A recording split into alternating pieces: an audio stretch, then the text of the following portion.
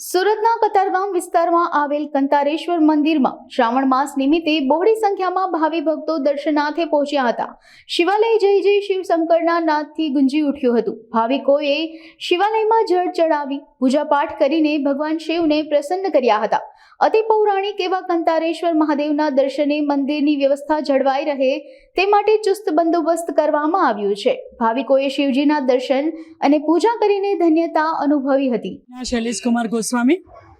શ્રાવણ મહિનો જે દેવોના દેવ મહાદેવનો પવિત્ર મહિનો છે એ શરૂ થઈ ગયો છે અને મારી જાણ મુજબ લોકોની શ્રદ્ધા મુજબ પણ કે શ્રાવણ મહિનાની શરૂઆત એ પહેલો સોમવારથી થઈ છે અને પૂર્ણાવતી પણ સોમવારે જ થશે અને 5 સોમવાર અંદર આવે છે અને ગોકુળ અષ્ટમીને પણ સોમવાર આવશે અને અમાસને પણ સોમવાર આવશે અને સનાતન ધર્મીઓ હવે તો હિન્દુ ધર્મ ખૂબ જ જાગી ગયો છે એટલે સવારથી ભક્તો અહીંયા ઉમટી પડે છે અને પોતાની ખૂબ શ્રદ્ધાથી પગે લાગે છે અને અહીંયા આપણે ત્યાં કાંતારેશ્વર મહાદેવમાં વર્ષો પર્યંત પૂજાની પદ્ધતિ જે છે તે જ પદ્ધતિથી પૂજા થાય છે અને ભક્તો ધન્યતા અનુભવે છે.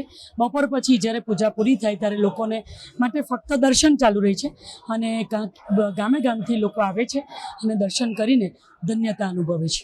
કાંતારેશ્વર મહાદેવ એ ખૂબ પૌરાણિક છે. હજારો વર્ષ પહેલાં કપિલમુનિ ભગવાન અહીંયા આવીને સૂર્યનારાયણનું તપ કર્યું અને ભગવાનને પ્રસન્ન કર્યા ત્યારથી મહાદેવ અહીંયા બિરાજે છે અને કપિલમુનિ ભગવાને અહીંયા જે આશ્રમ બનાવ્યો એને કપિલાશ્રમ એટલે આપણા કાંતારેશ્વર જે મહાદેવ છે એને ભાનુક્ષેત્ર, કારણ કે સૂર્યનારાયણની પૂજા તપ કરીને પ્રસન્ન કર્યા એટલે ભાનુક્ષેત્ર પણ કહેવાય અને કપિલાશ્રમ પણ કહેવાય છે.